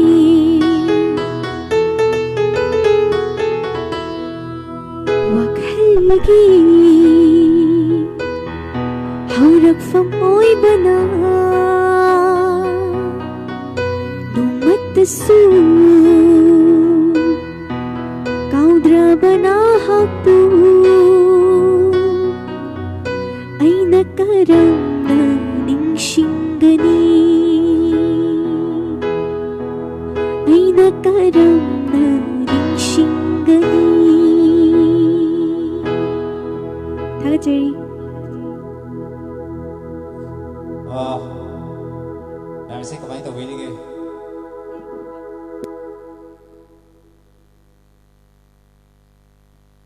ꯌꯥꯏꯌꯦ ꯌꯥꯏꯌꯦ, ꯃꯩꯇꯩ ꯉꯝꯕ ꯖꯣꯟꯁꯟꯅ ꯂꯥꯏꯚꯇꯣ ꯅꯣꯡꯃ ꯊꯥꯕ ꯌꯥꯎꯔꯥ ꯍꯥꯏꯅ ꯇꯥꯛꯄꯤꯔꯛꯑꯦ. ꯌꯥꯗꯕ ꯂꯩꯇꯦ, ꯀꯩꯁꯨ ꯀꯥꯏꯗꯦ, ꯊꯥꯃꯤꯟꯅꯁꯤ, ꯀꯩꯁꯨ ꯀꯥꯏꯗꯦ. ꯃꯣꯏꯗ ꯌꯣꯜꯂꯤꯕꯗꯨꯃꯗꯤ ꯇꯁꯦꯡꯅ ꯏꯁꯩꯗꯣ ꯐꯥꯖꯗ꯭ꯔꯦ, ꯋꯥꯔꯧꯕꯤꯅꯣ, ꯑꯗꯨꯝꯇꯪꯗꯤ ꯉꯥꯛꯄꯤꯌꯨ ꯍꯥꯏꯅ ꯍꯥꯏꯖꯒꯦ.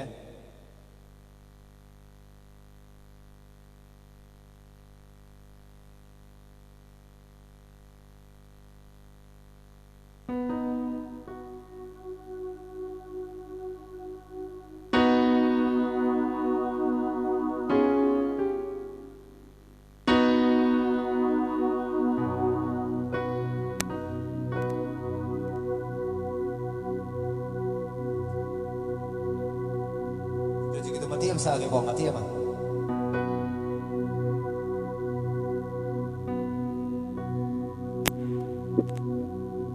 Hello, hello, hello. Hinmali na nungsiba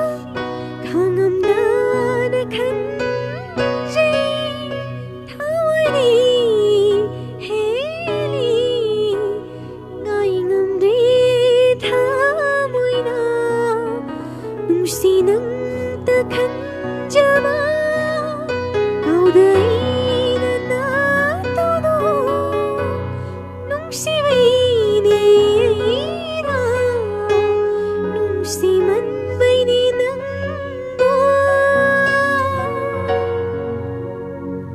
ꯂꯣꯏꯁꯤꯟꯖꯒꯦ. ꯏꯁꯩꯁꯦ ꯌꯥꯝ ꯐꯣꯡ ꯐꯣꯡ ꯁꯥꯔꯤꯕ, ꯍꯥꯏꯗꯤ ꯊꯥꯡꯊꯔꯒ ꯆꯥꯕ ꯌꯥꯗꯣꯏꯅꯤ. ꯑꯗꯨꯅꯅꯤ.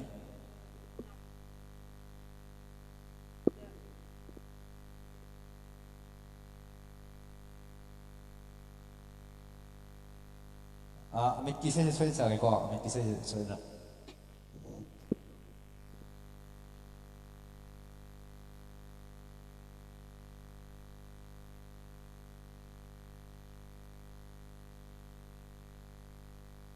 ꯈꯨꯜ ꯉꯥꯛꯄꯁꯤꯡꯒꯤ ꯏꯁꯩ ꯁꯣꯏꯗꯅ ꯄ꯭ꯔꯖꯦꯟ ꯇꯧꯖꯈꯤꯅꯤ. ꯑꯩꯈꯣꯏ ꯂꯣꯏꯁꯤꯜꯂꯛꯄꯗ ꯍꯥꯏꯇꯥꯔꯦ,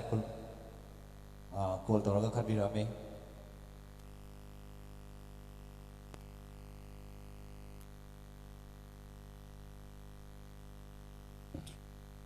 ꯏꯁꯩ ꯑꯃꯅꯤ ꯈꯣꯡꯖꯒꯦ, ꯑꯗꯨꯒ ꯂꯣꯏꯁꯤꯟꯅꯕ ꯇꯧꯖꯒꯦ ꯂꯥꯏꯚꯁꯤꯁꯨ.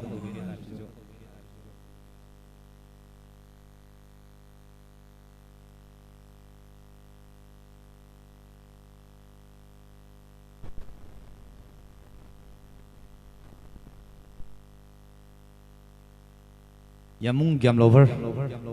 ꯏꯁꯩ ꯁꯛꯄꯤꯔꯝꯃꯨ. ꯈꯨꯜ ꯉꯥꯛꯄꯁꯤꯡꯒꯤ ꯈꯜꯂꯒ ꯏꯁꯩ ꯁꯛꯄꯤꯔꯝꯃꯨ. ꯑꯩꯅ ꯏꯁꯩ ꯁꯛꯑꯗꯤ ꯂꯣꯏ ꯀꯥꯏꯅꯔꯅꯤ. ꯆꯨꯗꯕ ꯅꯣꯡꯁꯤꯁꯨ ꯆꯨꯔꯛꯑꯅꯤꯗꯣ. ꯍꯌꯦꯡꯗꯒꯤ ꯃꯌꯥꯝ ꯐꯩꯖꯨꯞ ꯁꯨꯠꯇ꯭ꯔꯁꯨ ꯌꯥꯅꯔꯅꯤ. ꯀꯥꯂꯦꯟ ꯅꯨꯡꯁꯥ ꯇꯤꯡꯈꯠꯇꯅ ꯌꯥꯈꯠꯂꯛꯇꯅ ꯐꯔꯛ ꯇꯥꯅꯅꯤ. ꯑꯗꯨꯅ ꯕꯥꯁꯤꯅ ꯑꯗꯨꯝ ꯈꯣꯡꯒꯦ ꯉꯁꯥꯏ ꯀꯩꯅꯣ. Arvin Soibam taram nokchari Arvin Soibam ki sei amta sakta kose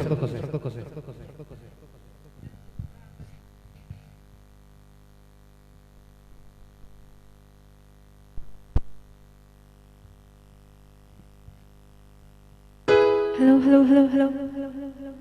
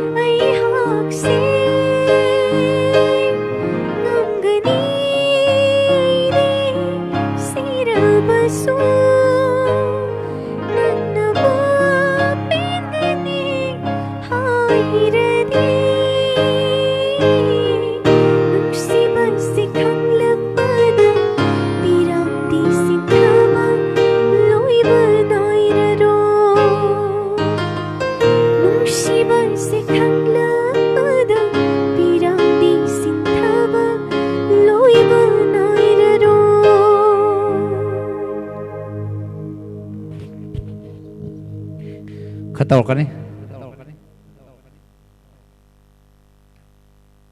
Bisorjit case ki isai saksake lai bagi pankai soi saksarake juki isai damadi ya Manipur gi yam tang laba artist haitare duga ai bu so yamna luna tawjaba mayamba moina haitare ai yam nusibai naw ni Arvin Soibam mangonda pongthok pa chawthok pa leitaba mi khudi mak chap manana khan bangamba haidi chau macha leitaba kana gumba ai di public figure oirabni haibagi napal masada yaujadaba pingbo di yam pingjabani nause duga ai matam chupagi oina haidi awar pa yingsin bidna haitare ai lanjina waraba artist singi akoi bada kari kari leirige na monitor tawbiri yam nusibai naw ni Chan Desma Madi Darabi Aikoina lan ngamgani Yamba lan ngamlawa matungda Sinanaw Kansat mafamda Pullaga amuk naise Lala sina ikoi Laptok na ba mana lay Hadi mayamang da laptok na ba man biwanin da Koi laptok na ba lay tiya Arvin Soibam Ay am nungsiba inaw ni Duga ay live So matam pura magta ay Chingulay chal pace si yung nabuhon na jarak pada hay tare singga 360 with Manipur by blood tungan ba may am na mateng pangbiraga nga si ay 5,300 helef followers ado inaw Arvin Soibam manungsiba inaw ni magi suyam chawa contribution yaw nga si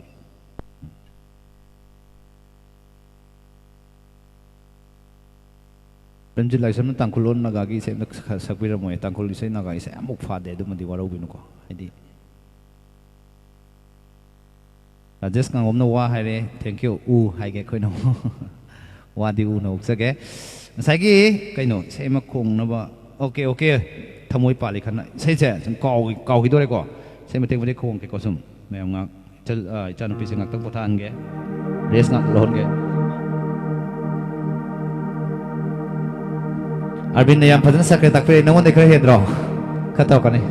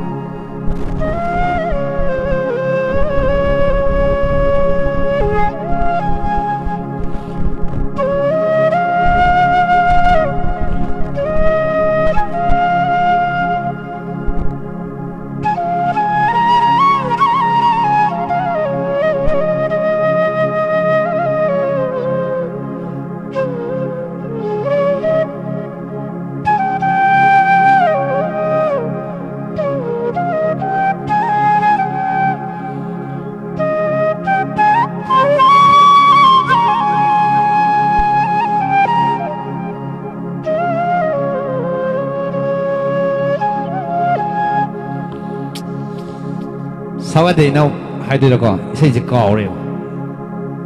꾸이래 이제 시기 이제가 이거 랍나 이제 군 해래 ngasi khong ngasi thai am khong me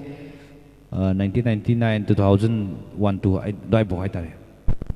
doi dai am khong me che ai na hoji kauri matek to kaino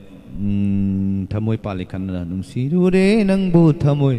oiram le nang di do ma sul pra kaw re Arvin Soibum na upachonga khoi ikai re yamna aigi yam chau chau no mateng pang bai nau yam nungsi bai nau ne do ngasi se mateng pang bole pirak tri me mang da amuk upachonga ka pi re kinu tau ge hayeng khoi chana pi res magi accident le lage igi now Arvin thank you thagachari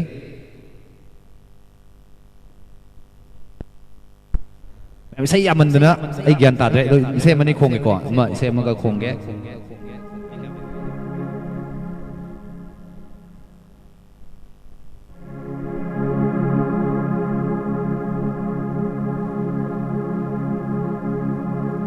Keno, asi unari ba saya ulan di sekitar roge.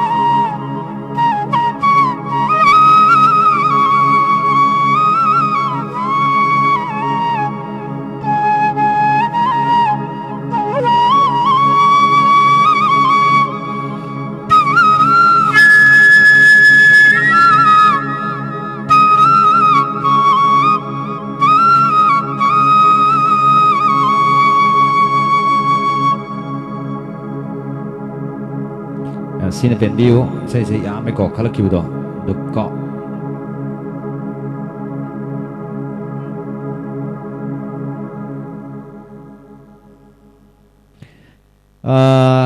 ma hai rak kanoi siu hai rak kanoi he mayam bangda aina tumin na pijabani paisa nate nungsi bai khudam du ne aina hai ji paisa nate ko aina lauji lau thok sai du mayam ai lupa chonga hai ra moi dai chonga ka phira ai hai bani ko ai lupa hai di Paisa kapire hai benate bai di. Hai do kanoi. Kana le.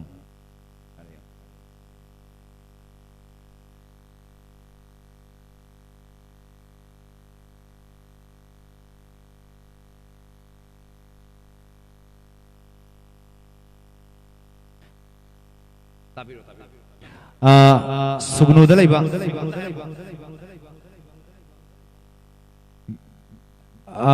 Sugnu da laiba karnaji thokchom hauji khulnga ko changdore imagi bungo pari mani mama na haiba isai dune khanbira ise simtang hana saksage mayam warau binu si sai sina priority o henjare maramdi khulnga ko chil nau singda mendi dedicate tawjabane doga thawai yauna aigi live sibu tabiram bagi damakta su thagachari sai adongi karnaji thokchomgi imagi bungo adomda thaunaga loinana present tawjari wakal sonthabiganu nakhoi warak laba matamda akhoi na ngamjaba akhoi na isai nungmai khara saga adongi ngahak awa potha han bangamjari ba simang ngasi gi live sigi oina taseng na dom na mapung phahan bire haidna live tawjari bai gi mai kai dagi thamoi seng na thamjari ai isai se chanopi da khudol tamanjage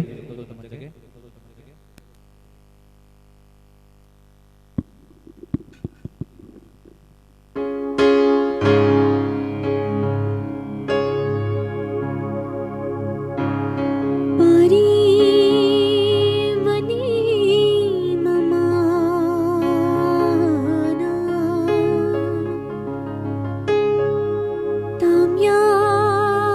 na kuri chi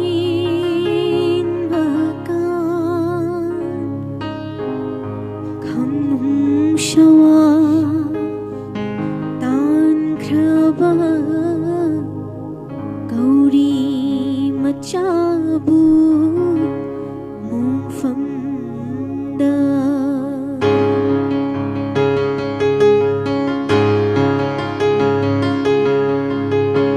imagi ibungu thawai gimani loidam kuirida lata bayunda thamnum shana leibata sana bachekhiba wararini imagi feira tajin imagi feira tajin tha kumla illagi laklo daba kumla illagi laklo daba imagi ibungu thawai gimani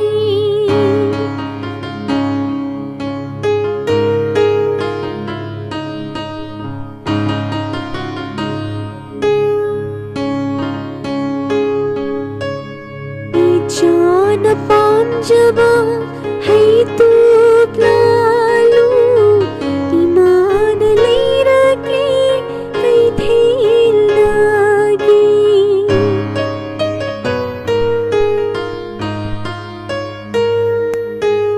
Ijana nuanga leirakti kapkhiba iman leirake chini chapu chara rolau iman ingi chara rolau iman ingi la imagi ibungu thawai gimani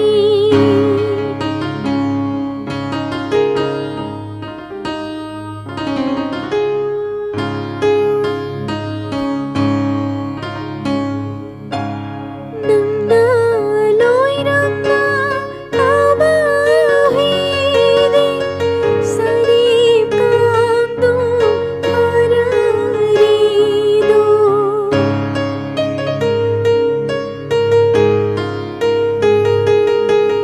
nungshu samo pandil chaurarini namanamamira tillarini nanna faizom toma situna nanna faizom toma situna imagi mangda chatlula imagi ibungu thawai gimani loidam kuirida lakta bayunda khamnum shana leibata sana bachakhiba wararini imagi feira tajin tha imagi feira tajin tha kumla illagi laklo daba kumla illagi laklo daba kumla illagi laklo daba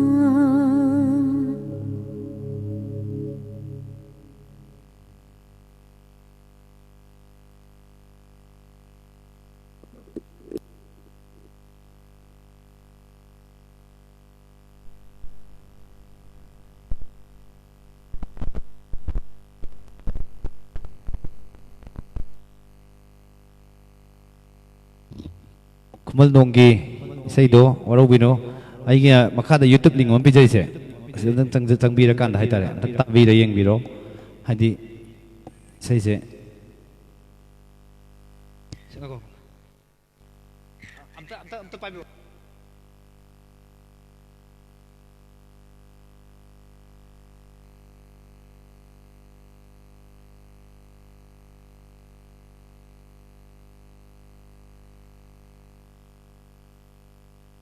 mayam yam nungsiba moment ni hai tare si matang sina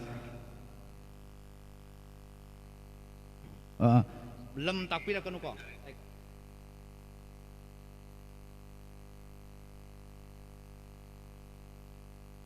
mayam yam nungsiba moment ni aina ngasigi live tawjaba sigi mapung phare khanjaba tanja do sigi makeup sida laujage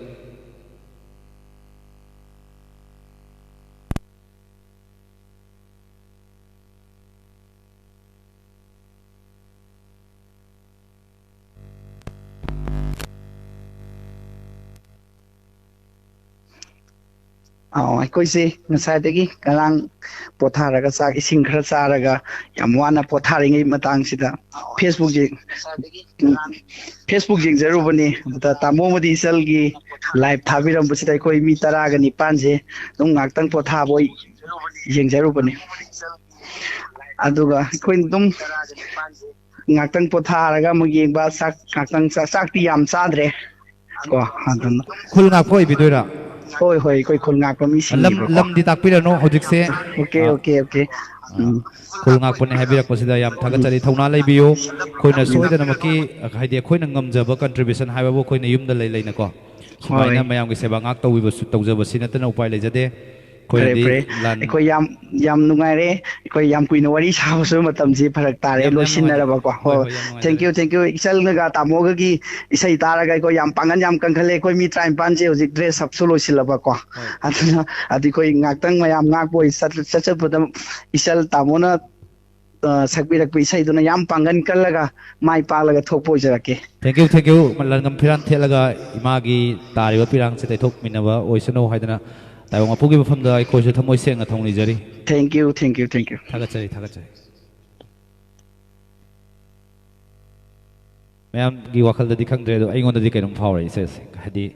aina sukuina matam sangna live tarokpada haitare siumba amna nungsiba moment ama duga khoina tawjari se aina hoji khalle wakalda hadi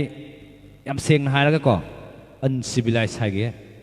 kanagumba kharana kaigumba khara hairaga wakal sondage yam tawe adu oi ngasidagi sondadre kaim khandre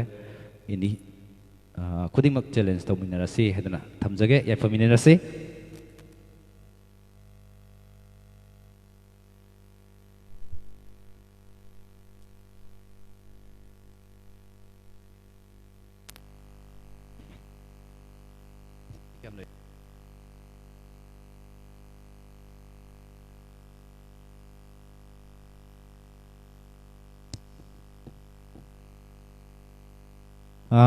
bema tokpam chal khara torkane ai chana pi arai bai chana pi nate ko adi sum sis khara torkani wangle yam phaje mai ko question si ai gi se kaino ne panaba commentator am lai dona pahalak pane comment haidi ai comment panaba comment reader hai tare comment reader ma thame dona toroga parak pane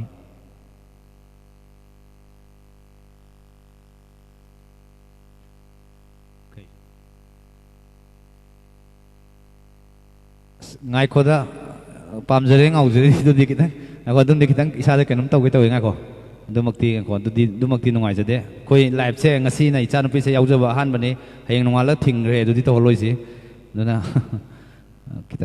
kitang nga taw si nungsiba hayar ga su ko nungsin ngol hayar su isa se mayam ta bada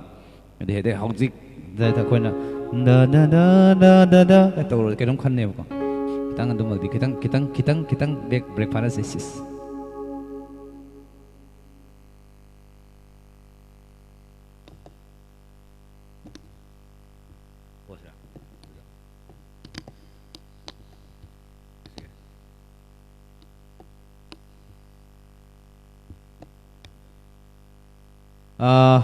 say yam kanna su khandi khanbiram bane do sakhidre leiribra leitrabra khangde kanna khalam bane khanjara kanda isai sema khudol tamjage duga loina nai gi hadi live khudingi khongjaba signature khongjage duga loisinna basu tawjage yam ꯃꯌꯥꯝꯁꯦ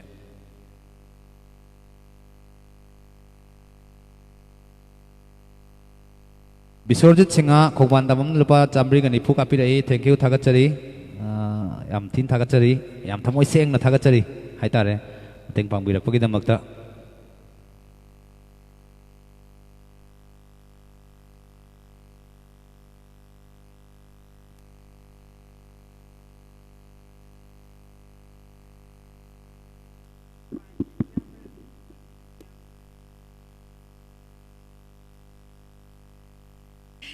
Roman Khoina Yamara Bisakasi, Moirang Kai Jagadina Tapiri, Moirang Trongrau Gidagini, Red John area, Angang John area, Dini. Say, I'm Kandira by Sema, Kudota Jageta Binava, Hajari.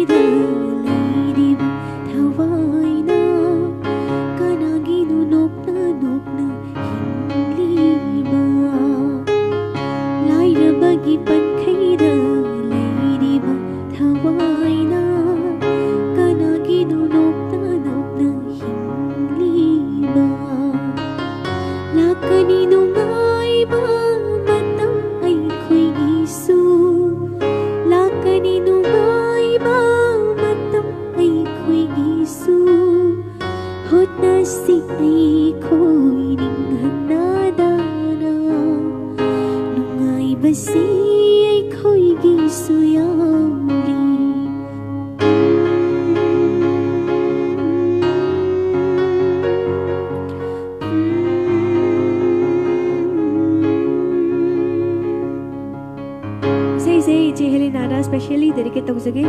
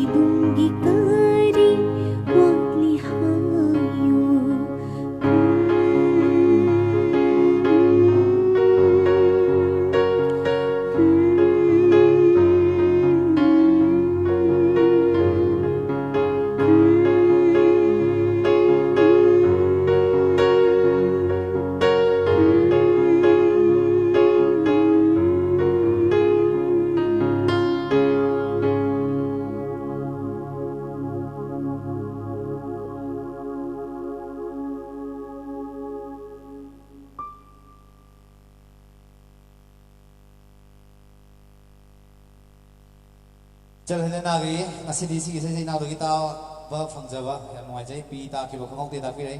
Pidita Hanaro and program Moy.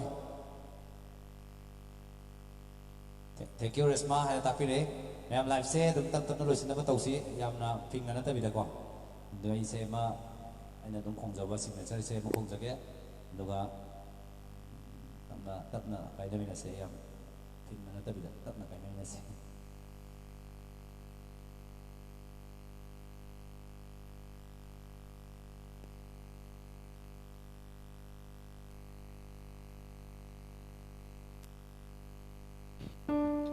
तसेंबदी equipment से लेतबनिना सिंदोक सिंजन तौनबा माना पाइसे आइनो पाइबा आइना पाइसे माना पाइबा ꯑꯗꯨꯅ ꯑꯩꯈꯣꯏꯒꯤ ꯀꯩ ꯍꯥꯏꯇꯥꯔꯦ ꯈꯤꯇꯪ ꯁꯔꯛ ꯁꯤꯔꯦ ꯃꯌꯥꯝ ꯋꯥꯔꯧꯕꯤꯅꯨ ꯁꯤꯃ ꯑꯩꯁꯦ ꯏꯀ꯭ꯋꯤꯞꯃꯦꯟꯁꯦ ꯈꯤꯇꯪ ꯂꯥꯏꯔꯖꯔꯤ ꯍꯥꯏꯖꯇꯥꯔꯦ ꯈꯤꯇꯪ ꯏꯅꯥꯛ ꯈꯨꯜꯂꯛꯑꯀꯥꯟꯗ ꯃꯌꯥꯝꯒꯤ ꯁꯦꯕꯥ ꯊꯧꯒꯜ ꯐꯖꯅ ꯃꯄꯨꯡ ꯐꯥꯅ ꯇꯧꯕ ꯉꯝꯕ ꯑꯣꯏꯖꯒꯦ ꯑꯗꯨꯒ ꯊꯝꯖꯔꯤ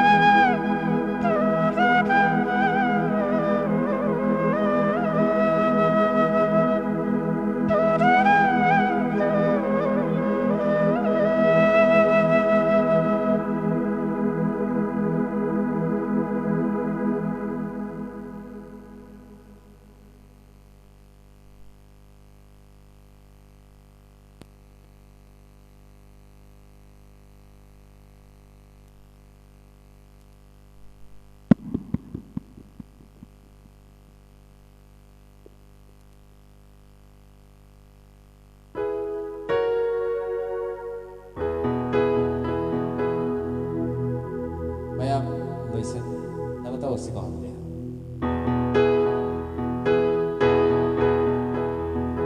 ꯁꯥꯅ ꯂꯩꯕꯥꯛ ꯃꯅꯤꯄꯨꯔ ꯃꯅꯤꯄꯨꯔ ꯁꯥꯅ ꯂꯩꯕꯥꯛ ꯃꯅꯤꯄꯨꯔ ꯃꯅꯤꯄꯨꯔ ꯀꯣꯂꯣꯏ ꯅꯪꯒꯤ ꯃꯅꯤꯄꯨꯔ ꯃꯅꯤꯄꯨꯔ ꯀꯣꯂꯣꯏ ꯅꯪꯒꯤ ꯃꯅꯤꯄꯨꯔ ꯃꯅꯤꯄꯨꯔ ꯂꯥꯏꯖꯅꯨꯡꯒꯤ ꯃꯅꯤ ꯅꯥꯔꯛꯀꯤ ꯂꯩꯔꯥꯡ ꯂꯥꯏꯖꯅꯨꯡꯒꯤ ꯃꯅꯤ ꯅꯥꯔꯛꯀꯤ ꯂꯩꯔꯥꯡ ꯄꯤꯛꯇꯛꯅ mga ꯆꯥꯎꯕꯤꯅꯤ ꯃꯅꯤꯄꯨꯔ ꯄꯤꯛꯇꯛꯅ mga ꯆꯥꯎꯕꯤꯅꯤ ꯃꯅꯤꯄꯨꯔ ꯁꯥꯅ ꯂꯩꯕꯥꯛ ꯃꯅꯤꯄꯨꯔ ꯃꯅꯤꯄꯨꯔ ꯀꯣꯂꯣꯏ ꯅꯪꯒꯤ ꯃꯅꯤꯄꯨꯔ ꯃꯅꯤꯄꯨꯔ ꯃꯌꯥꯝ ꯂꯥꯏꯐꯁꯦ ꯀꯌꯥꯝ ꯇꯣꯏꯅ ꯇꯧꯔꯣꯏꯁꯤꯒꯦ ꯃꯌꯥꯝ ꯃꯣꯠ ꯁꯨꯝ ꯄꯤꯕꯤꯔꯛꯑꯣ ꯌꯥꯝ ꯇꯣꯏꯅꯁꯨ ꯇꯧꯔꯣꯏꯁꯦ ꯑꯗꯨꯒ ꯃꯔꯛ ꯃꯔꯛꯇ ꯁꯨꯃꯥꯏꯅ ꯈꯔ ꯇꯧꯃꯤꯟꯅꯁꯤ ꯑꯗꯨꯒ ꯃꯌꯥꯝ ꯇꯥꯕꯤꯈ꯭ꯔꯕ ꯑꯃꯗꯤ ꯇꯥꯕꯤꯔꯤꯕ ꯑꯗꯨꯒ ꯀꯣꯟꯅ ꯔꯤꯄ꯭ꯂꯦ ꯌꯦꯡꯕꯤꯔꯛꯀꯗꯧꯔꯤꯕ ꯄꯨꯝꯅꯃꯛꯄꯨ